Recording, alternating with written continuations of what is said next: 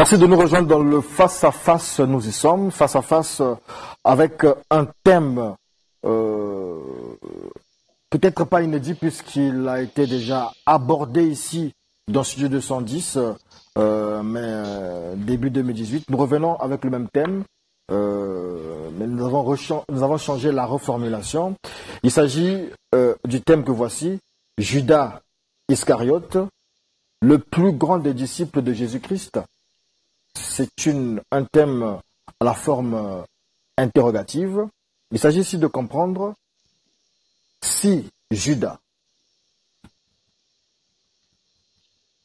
celui dont on attribue le fameux baiser de Judas, donc celui qui avait trahi Jésus, celui qui avait livré Jésus auprès de ceux qui l'ont crucifié, est-il un traître ou est-il un maître? Est-il à classer dans le lot des anges du mal ou des démons ou des pécheurs, des gens mis en perdition? La question se pose parce que il est un courant qui pense qu'il faille désormais rétablir la vérité, rétablir la justice, rétablir les choses dans les faits. Ce courant-là nous dit que si Judas n'avait pas accompli la mission, celle de livrer le Fils de l'homme, finalement, il n'y aurait pas eu de sauveur de l'humanité. Nos péchés ne nous seraient jamais pardonnés, nous n'aurions pas une deuxième chance. Mais les plus durs, dans ce sens-là, disent que c'est faux. Et donc, on remarquera que les hommes, les chrétiens africains, généralement, puisque nous sommes en Afrique, au Congo, il est difficile pour les chrétiens africains de donner à leurs enfants le nom de Judas, alors qu'ils peuvent donner à leurs enfants le nom Matthieu, Paul, André, Barthélemy, etc., mais pas Judas, parce que Judas, semble-t-il, signifie anathème. Alors, pour nous départager, nous avons donc appelé ici Monsieur Armel Kevin Boukongou, c'est bien cela? Oui, Boukongou, voilà, donc c'était bien écrit. Armel Kevin Boukongou. Vous êtes président du mouvement Gnostique International, c'est bien cela? C'est bien cela. Président du mouvement Gnostique International. Oui, responsable du mouvement. D'accord.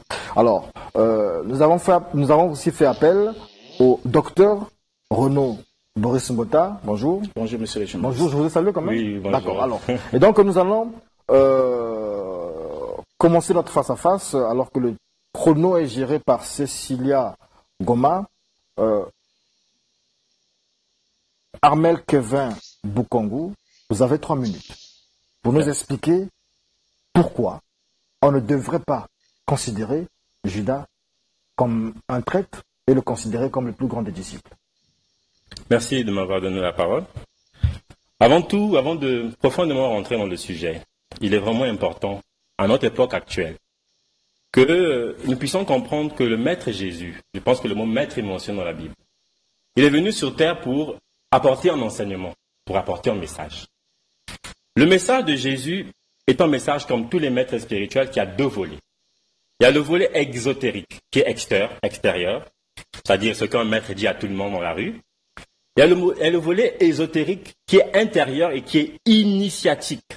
C'est la raison pour laquelle, lorsque des pasteurs prennent la Bible et se mettent à l'interpréter littéralement, tel que c'est écrit, la plupart du temps, ils finissent par tomber à côté.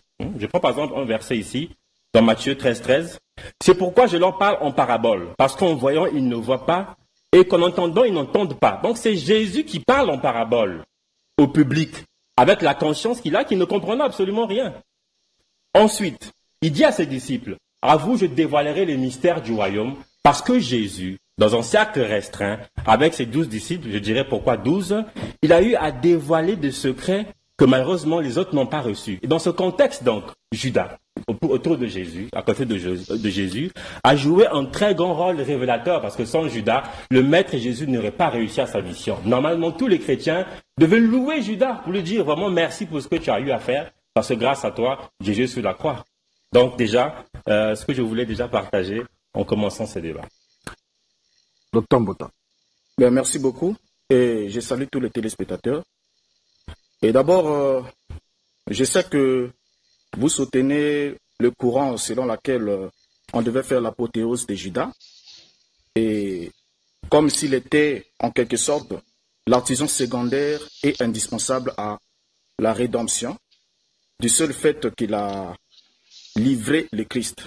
Mais j'aimerais d'abord souligner, apporter d'abord à votre connaissance ce que vous ignorez, c'est qu'en parlant d'abord de la Bible, j'aimerais vous faire remarquer que la Bible est d'abord en quelque sorte comme un labyrinthe prophétique.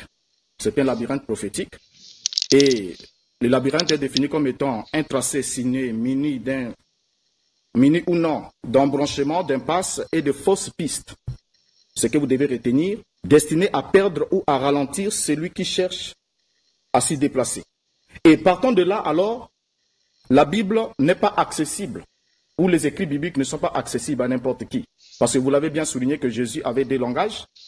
Il y avait un langage public, où il parlait devant la foule, et il y avait un langage secret, où il expliquait ce qu'il disait devant la foule.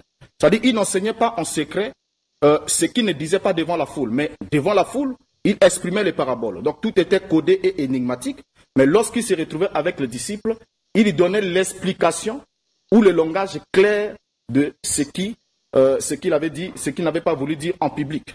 Et déjà partant de là, j'aimerais d'abord vous retirer les mots de la bouche pour dire que voilà, Judas était un artisan indispensable au plan de la rédemption, parce que sans Judas, Christ ne serait pas livré. C'est déjà faux, archi faux. Parce que j'aimerais d'abord vous souligner une chose, la Bible est claire ici, puisque nous parlons de la Bible, il faudra que nous regardons les textes bibliques, si nous y avons confiance, bien sûr, si vous avez confiance comme moi à la Bible. Alors Marc chapitre 10, le verset 45, nous montre par là, la Bible dit, car le Fils de l'homme est venu non pour être servi, mais pour servir et donner sa vie comme rançon pour plusieurs. Et déjà partant de là, cela annonçait clairement que le but pour lequel le Fils de l'homme était venu, c'était pour donner sa vie en rançon. Et la rançon est définie comme étant le prix exigé pour la délivrance de quelqu'un retenu illégalement prisonnier. Alors, partant de là, avec ou sans Judas, le Christ aurait accompli sa mission. Il aurait accompli sa mission avec ou sans Judas. Donc, la présence de Judas n'imposait en rien de ce que cette mission, sur la reçue de cette mission, parce qu'avec ou sans Judas, le Christ devait accomplir sa mission. Mais seulement, Judas faisait partie du dessein arrêté de Dieu. Parce que Dieu étant omniscient, il avait déjà prédit. Et la Bible dit dans le Proverbe 19, le verset 21, il y a dans le cœur de l'homme beaucoup de projets, mais c'est le dessein de l'Éternel qui s'accomplit. Et le dessein est défini comme étant la conception par l'esprit d'un but à atteindre, d'une fin à réaliser. Donc le dessein implique la détermination d'un but et d'une fin, d'un plan ou d'un projet impliquant l'intention ou la combinaison réfléchie de moyens pour à l'exécution du votre temps de dessein. parole est épuisé. Une question tout de même. Oui. Lorsque vous dites avec ou sans Judas, Oui. Jésus devrait accomplir sa mission, qu'est-ce que ça dit? Oui, il devait accomplir sa mission dans le sens où c'était un dessein arrêté de Dieu, que le Christ devait venir dans ce monde et donner sa vie en rançon pour le rachat de plusieurs. Mais le moyen par lequel Dieu devrait faire passer le Christ pour réaliser cette mission étaient les éléments conçus dans un dessein qu'il avait arrêté. Et dans ce dessein, il est le grand potier, il a dit. Et en tant que grand potier, il est souverain. Et en tant que potier, il a fait des vases. Il a créé des gens, il a fait des vases de colère, c'est-à-dire le méchant, même pour le jour du malheur, afin qu'au temps convenable, il puisse accomplir sa mission. Donc, Judas ici, s'il faut répondre à mon frère, Judas ici, avait une mission. Il était indisciple. C'est bon. Monsieur, C'est-à-dire qu'on ne va pas aller dans les suppositions, parce que vous dites, je suppose, ça pouvait être quelqu'un d'autre. La réalité en face, c'est que c'est Judas qui a joué ce rôle. Nous, on part sur des principes qui sont des faits, et le fait est là. Tout à l'heure, vous avez souligné en fait par rapport à la Bible, qui doit être le texte de référence, le livre de base. Mais il y a un problème quand vous dites la Bible. Parce qu'il faut expliquer aux chrétiens, entre parenthèses, ce qu'est la Bible telle qu'elle est vraiment. La Bible n'est pas un livre que Dieu a envoyé par Internet qui est apparu sur Terre. Faux! La Bible est une compilation des manuscrits, une compilation de plusieurs textes à une époque donnée qui parlait de plusieurs enseignements. Généralement, on divise la Bible en deux parties. Il y a l'Ancien Testament, qui est extrait de certaines parties de la Torah. Il y a le Nouveau Testament qui rapporte l'enseignement de Jésus qui aurait été écrit par les apôtres. Mais quand on voit le Nouveau Testament, on trouve 4 évangiles, alors qu'on sait que Jésus avait 12 évangiles. Est-ce que les autres disciples n'ont pas écrit des évangiles? Point d'interrogation. La réponse est oui. Il existe aujourd'hui des évangiles qui ont été appelés évangiles apocryphes, que l'Église a eu à mettre de côté. Quand on lit ces évangiles, on se rend compte qu'il y a un autre enseignement que Jésus a eu à donner à ses disciples, enseignement que l'Église a eu à cacher exprès. Pourquoi? Parce que le but de toutes les églises aujourd'hui, c'est de créer des dogmes pour enfermer les gens dans des croyances qui malheureusement sont erronées. Donc par rapport à ça déjà, la question est à remettre en cause. Par rapport à la notion de Judas, je vais vous lire ici un passage de l'évangile selon Judas qui a été écarté par l'Église de Rome. Encore une fois, évangile apocryphe. Jésus dit à Judas en secret, il dit, Judas, tu surpasseras tous les autres disciples car tu sacrifieras l'homme qui me sert d'habit. C'est très profond. Cette parole de Jésus synthétise toute la spiritualité et toute la mission que Jésus est venu accomplir sur terre. Parce que Jésus, évidemment, devait mourir sur la croix. Il a eu à prendre des disciples autour de lui, au nombre de 12. D'ailleurs, le chiffre 12 n'est pas par hasard, c'est un chiffre bien choisi. Quand on prend 12 disciples plus 1, donc Jésus, ça fait 13. Et tout à l'heure, je vous expliquerai la valeur du chiffre 13 qui correspond à la mort dans certains arcanes, dans certains secrets. Ça veut donc dire que le travail que Jésus fait avec Judas, quand on lit l'évangile selon Judas, on se rend compte que c'est un travail que même les disciples ne sont pas informés. Comment ça commence? Judas vit une vision, il vit une expérience astrale, dans laquelle les disciples le font la guerre, ils le pourchassent. Il dit à Jésus, Maître, je ne comprends pas, j'ai eu une vision. J'ai vu les autres me faire la guerre. Jésus lui dit, ne t'inquiète pas, Judas. Je vais t'expliquer ce qui va se passer. C'est comme ça que Jésus commence à faire comprendre à Judas qu'il va jouer un rôle. Quel est le rôle? C'est le rôle qui consiste à permettre à Jésus d'accomplir la mission pour laquelle il est venu sur terre. Jésus est venu vivre un drame cosmique. Ça veut dire que sa naissance, sa vie, sa mort et sa résurrection sont initiatiques. Continue tout à l'heure. Alors déjà là, quand vous voulez vous attaquer à la Bible pour dire que la Bible ne peut pas être prise comme étant le texte de référence, c'est déjà faux. Et disons en soulignant aussi par là qu'il devait y avoir 12 évangiles parce qu'il y avait 12 disciples. Non, je n'ai pas dit 12. Bon. J'ai pris un exemple seulement. Ok, vous avez pris un exemple. Oui. Pourquoi il y a 4 évangiles? Voilà pourquoi je vous ai dit au début en introduction que la Bible était un labyrinthe. Il y a 4 évangiles dans le canon actuel. Il n'y a pas que 4 manuscrits qui ont été retrouvés. Il faut dire merci, ça. Merci beaucoup. C'est mon temps de parole, s'il vous plaît. Oui. Et partant de là, alors, je vous souligne d'abord que je vous ai dit en intro que la Bible était un labyrinthe. Et en tant que labyrinthe, le labyrinthe est conçu de manière à ce qu'il puisse contenir aussi de fausses pistes et qu'il puisse égarer ceux qui n'ont pas droit à avoir part à la connaissance de la parole. Parce que pour comprendre la parole de Dieu, il faudra d'abord que vous naissiez de nouveau, que vous passez l'expérience de la nouvelle naissance, et cela vous permettra alors d'avoir accès au secret intime de la parole de Dieu. Parce qu'il a été donné uniquement à ceux qui sont réellement nés de Dieu de comprendre le mystère du royaume. Alors, en parlant déjà des 4 évangiles, j'aimerais vous souligner une chose. Pourquoi est-ce que les 4 évangiles ont été retenus? Et ce n'est pas la volonté de l'homme. Et ce n'est pas non plus le Vatican qui a classifié ou qui a fait le choix des évangiles. Il faudra que vous les compreniez.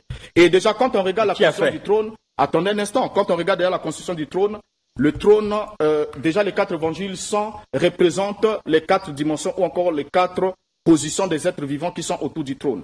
Et déjà, quand vous voyez les 4 évangélistes, il y a Matthieu, il y a Luc, il y a Marc, il y a Jean, et les 4 représentent les 4 têtes des êtres vivants. Et comme Israël aussi s'est déplacé dans le désert, il formait le complément en nombre de 4 autour du tabernacle.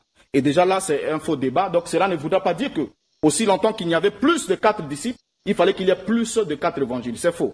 Et en prenant aussi l'évangile de Judas que vous avez récupéré, parce que le mouvement gnostique, nous le savons très bien, c'est un mouvement qui est né à partir du 2e siècle.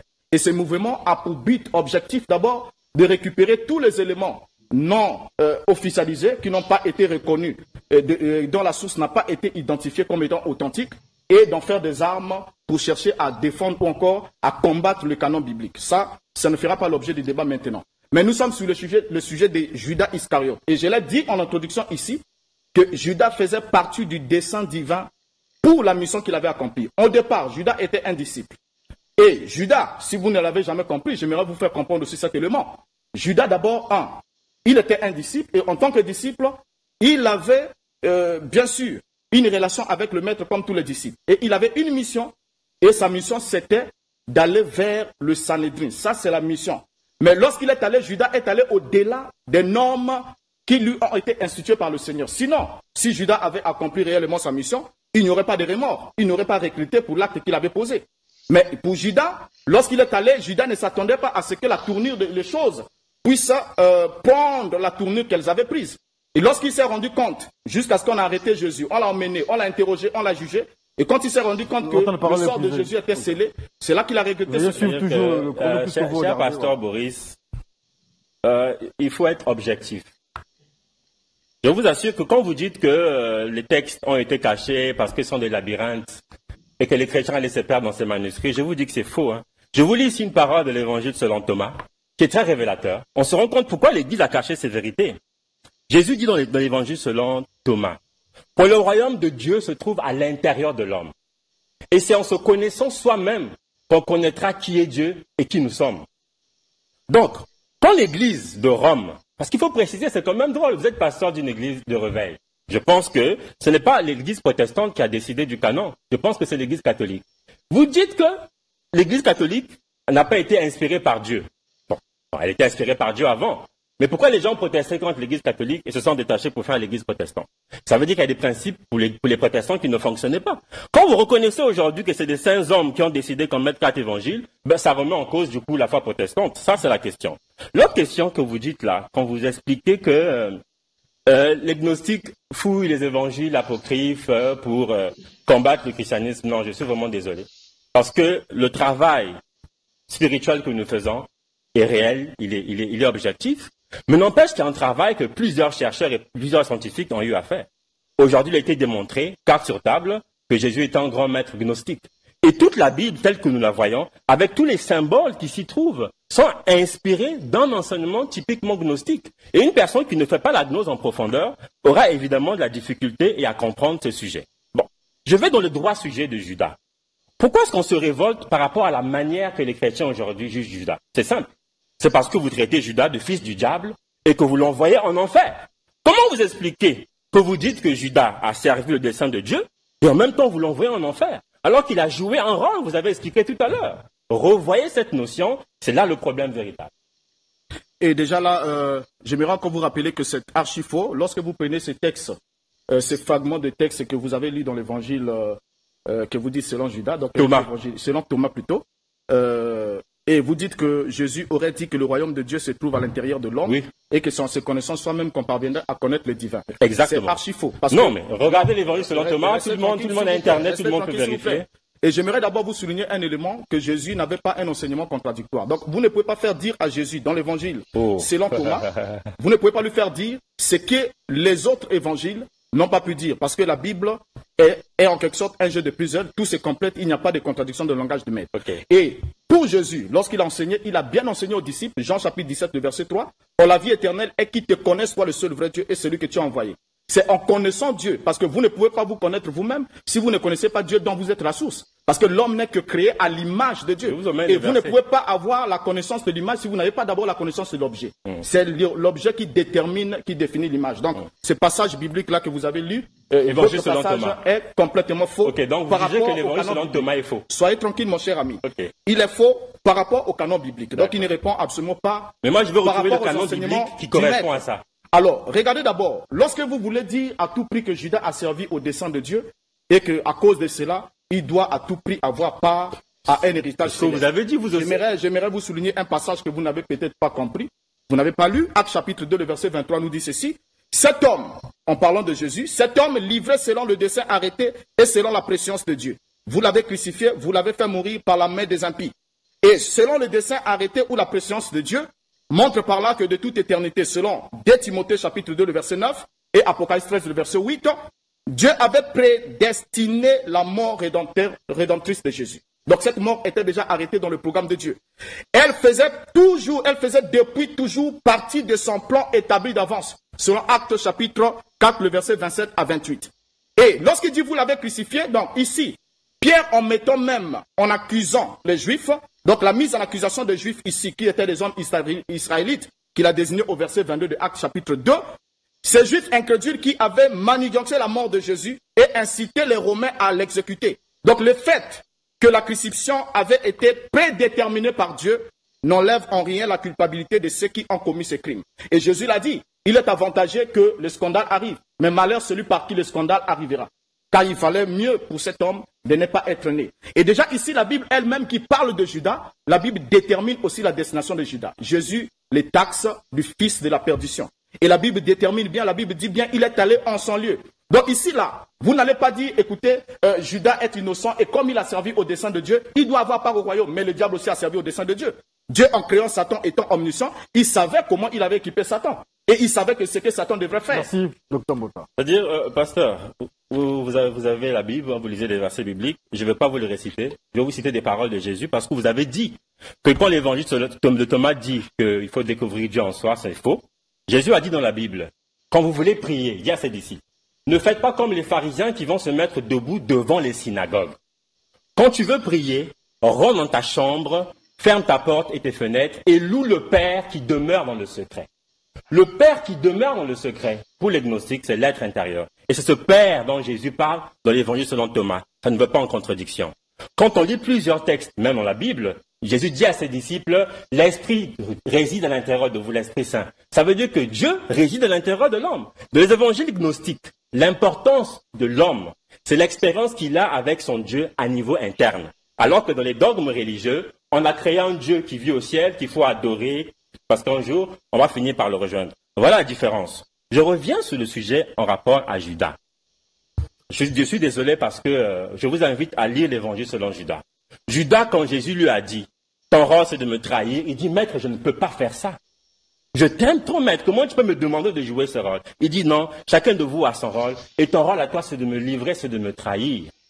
Malgré lui, Judas finit par accepter ce rôle, et comme je vous ai expliqué, il dit même à Jésus, je vois que les autres me persécuteront. Dans l'évangile selon Judas, Jésus dit à Jésus, pendant des siècles et des siècles, ton nom sera vraiment une misère. Mais ce n'est pas grave, c'est le rôle que tu as eu à jouer. Il faut quand même le féliciter, il faut l'encourager, parce qu'il a eu à porter en lui-même l'un des plus grands fardeaux qu'un homme peut porter. Par amour pour son maître, l'aider à aller jusqu'à la croix, moi je pense que peu de personnes peuvent le faire.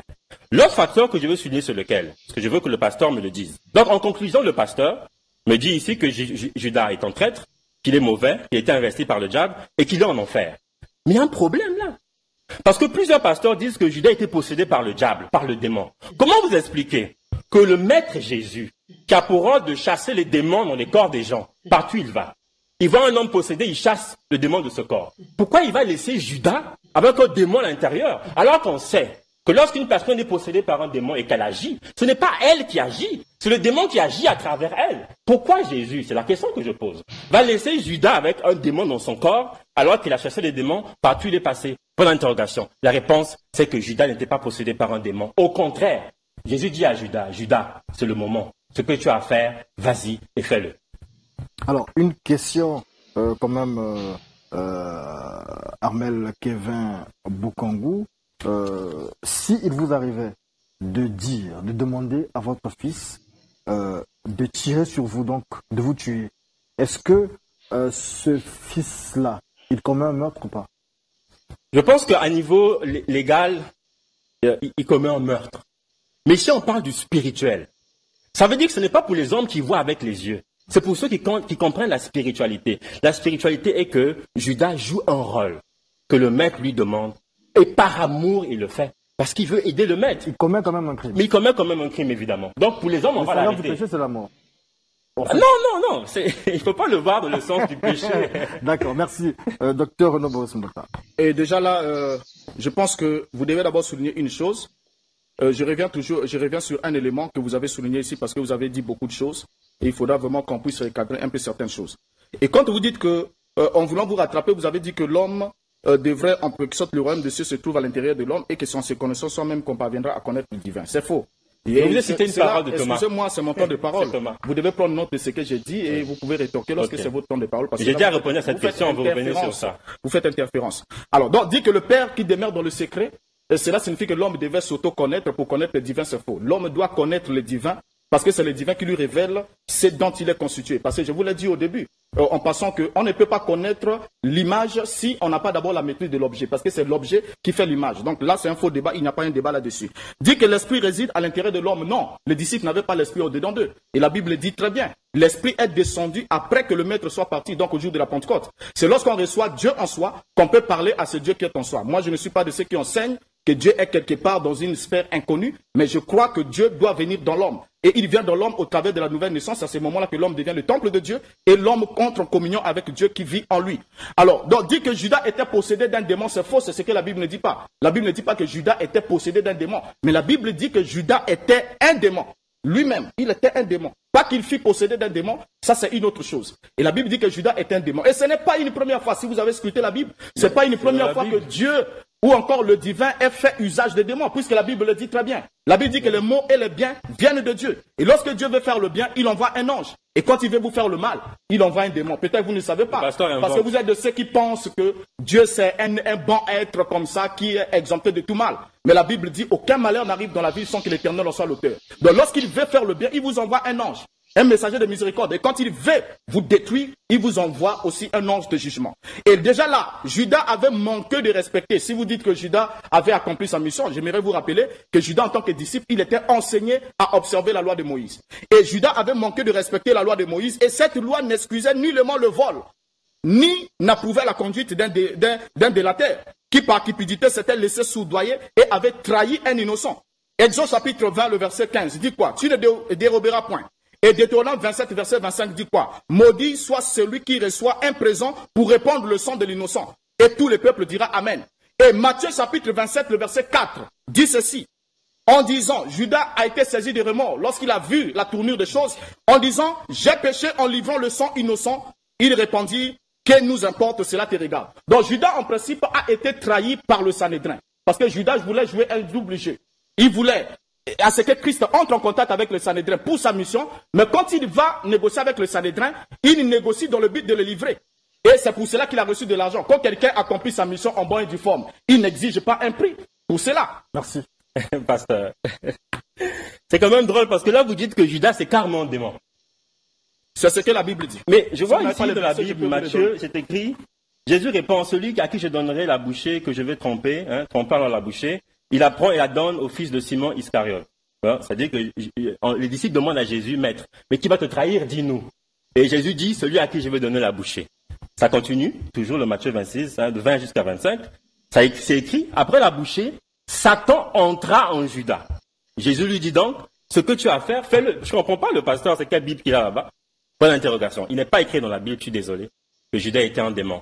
Ce qui est écrit, c'est que Judas aurait été investi par un démon. On dit même Satan qu'il aurait poussé à trahir Jésus, ça ne marche pas. Maintenant, si on va sur votre hypothèse, que Judas était un démon, je suis d'accord. Donc votre Jésus, auquel vous croyez fortement, se promenait, marchait et dormait avec un démon. Comment ça se fait alors? Comment ça se fait? Ça n'a plus de sens. Ça ne marche pas. Lorsqu'on vient dans l'évangile selon Judas, et lorsqu'on vient dans les enseignements gnostiques, il y a plusieurs symboles que je pourrais vous expliquer. Par exemple, il est dit que Judas aurait été pendu. Le chiffre des disciples dans le tarot de Marseille, dans le tarot des Égyptiens, c'est le chiffre 12. Le chiffre 12, le pasteur peut faire des recherches, il tape Arcane 12 du tarot, il va voir un homme qui est pendu. C'est symbolique. Comme je vous ai expliqué, le chiffre 13, parce que 12 plus 1, ça fait 13. Et le 13 symbolise la mort. C'est pourquoi on parle souvent du vendredi 13. Ça veut dire que Jésus, en réunissant ses disciples, et lui-même le 13e personnage, devait obligatoirement passer par un rite de la mort qui devait l'aider à terminer son initiation, qui consistait à mourir sur la croix, à descendre pendant 3 jours dans les enfers et ensuite à ressusciter. D'ailleurs, beaucoup de personnes envoient Judas en enfer. Oui, Judas est en enfer.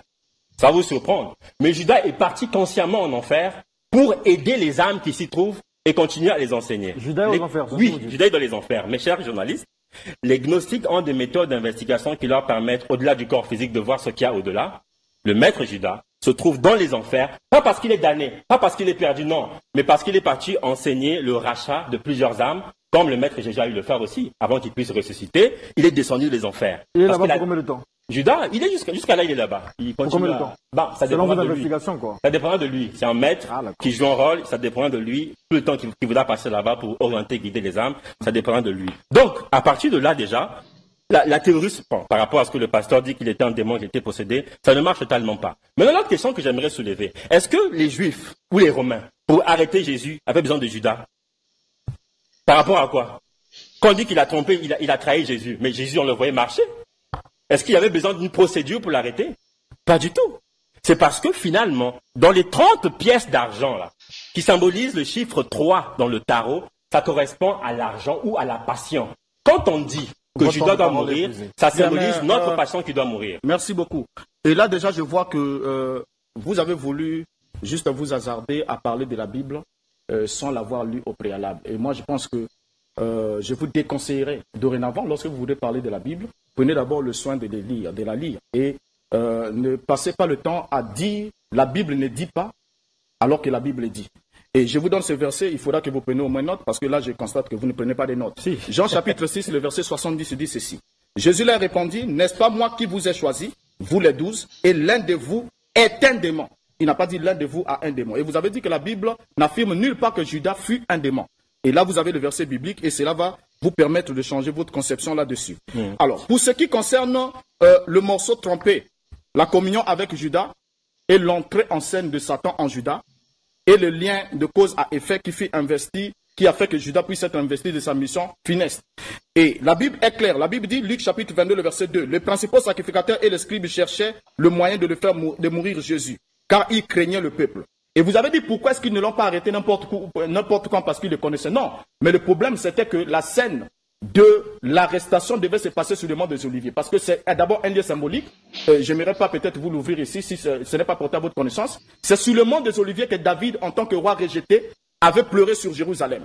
Et là aussi, c'est aussi sur le mont des Oliviers qu'il y avait beaucoup d'actes de puissance. La gloire de Dieu qui descendait sur le mont des Oliviers. Et la Bible dit qu'à la fin de temps, l'Éternel posera ses pieds sur la montagne des Oliviers. Et c'est là que la scène devait se dérouler. Et pour que la scène se déroule et que tout s'accomplisse selon les Écritures, il fallait que Jésus soit pris à partir du mont des Oliviers. Et voilà, l'indication de Judas, c'était ça. Et Jésus savait très bien ce que Judas devait faire. Mais c'est que Judas est allé outre mesure. Le problème, c'est quoi? Judas en a profité pour jouer double carte. Et il est allé, la Bible dit bien, Luc chapitre 22 toujours, quand on arrive, la suite dit quoi? Or, Satan entra dans Judas surnommé Iscariote, qui était du nombre de 12. Et lorsqu'on descend plus bas, on voit ici, dans Jean chapitre 13, le verset 26, Jésus répondit, c'est celui que je donnerai le morceau trempé, et ayant trempé le morceau, il donna à Judas, le fils de Simon Iscariote. Verset 27, dès que le morceau fut donné, Satan entra dans Judas. Jésus dit, ce que tu fais, fais-le promptement.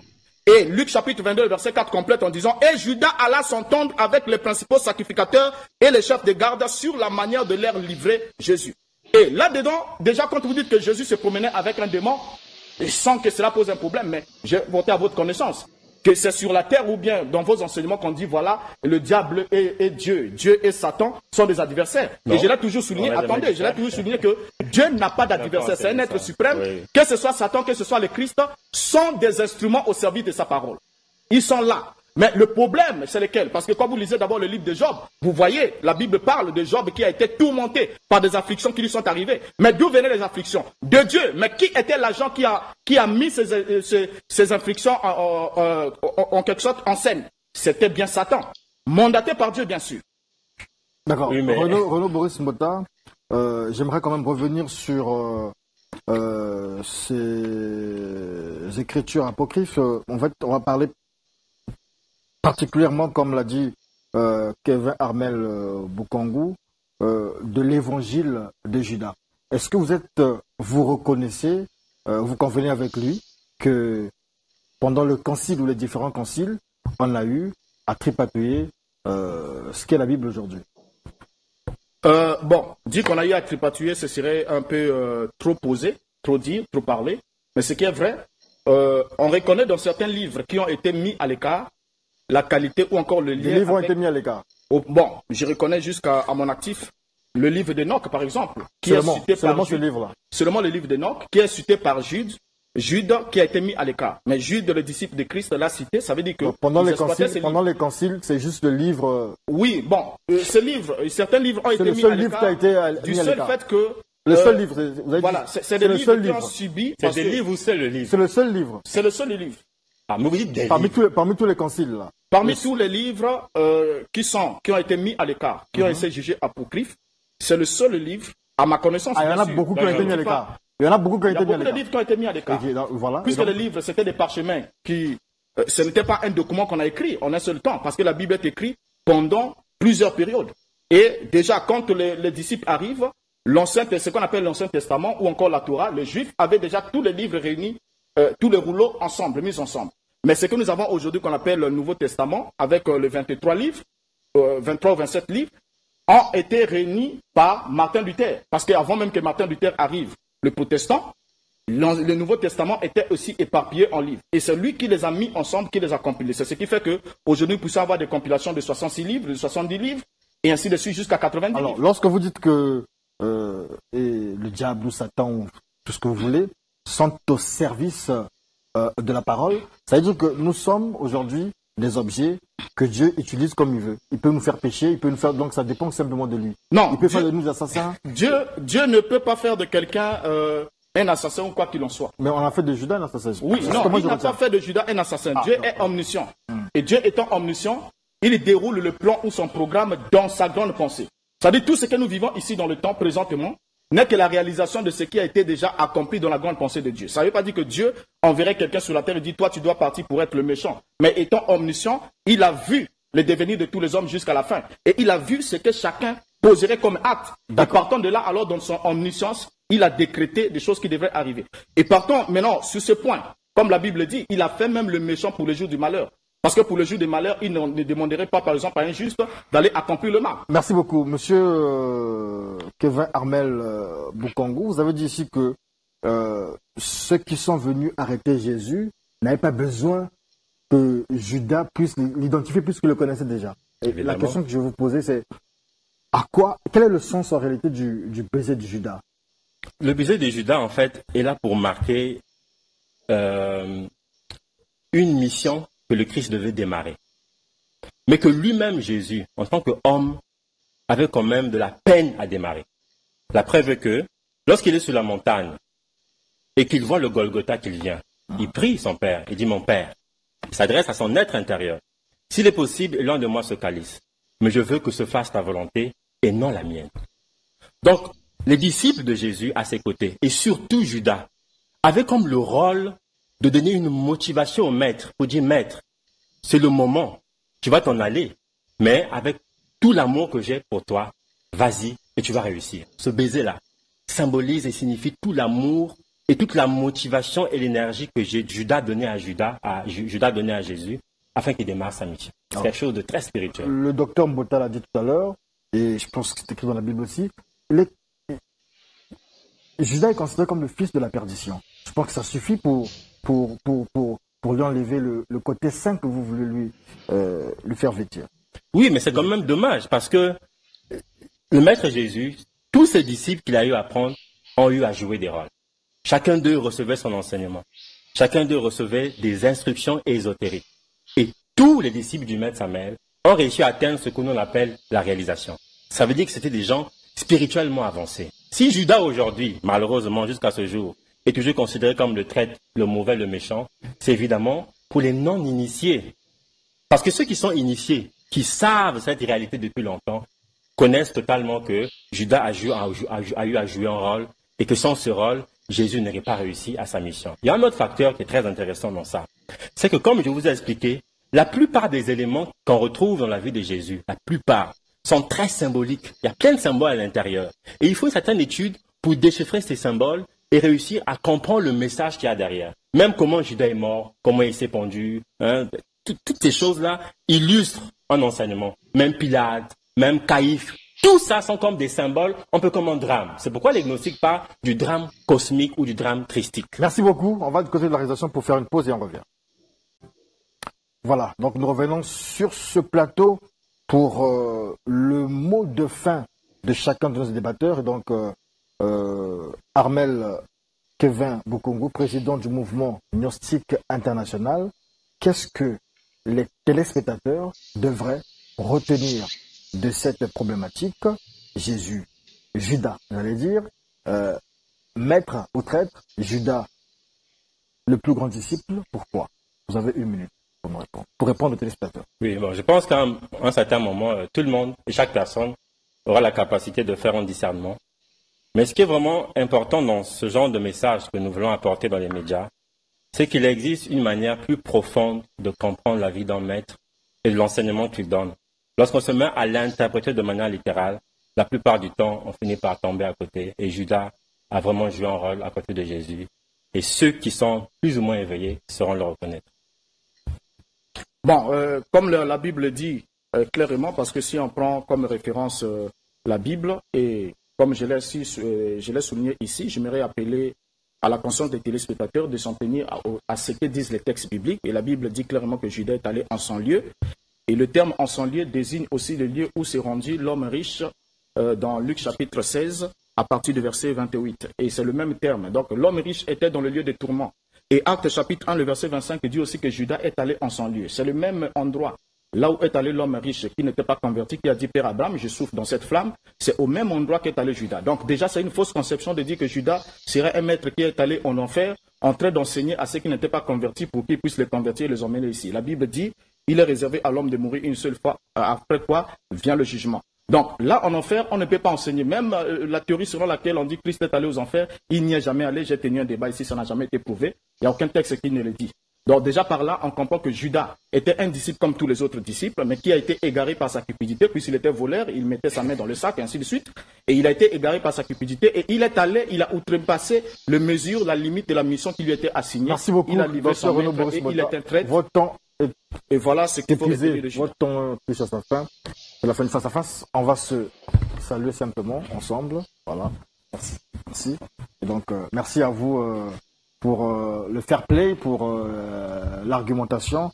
Docteur Mbota, il y a quelqu'un qui nous pose la question ici. Aucun mal n'arrive dans la vie sans que le Seigneur en soit l'auteur. Bonjour, que le pasteur Mbota nous donne le verset qu'il est dit. Oui, le verset qu'il est dit, il peut le retrouver dans Lamentation. Et j'ai juste, bon, je pourrais, s'il peut m'écrire, je peux lui donner le passage parce que je ne l'ai pas copié avec moi. On nous demande ici, finalement, il y a combien de mouvements gnostiques? Bon, en fait, il y a un seul mouvement gnostique, c'est juste que nous avons un élève qui a décidé de faire son mouvement.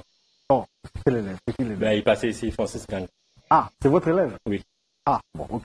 C'est la fin du face-à-face. C'est la fin du face-à-face.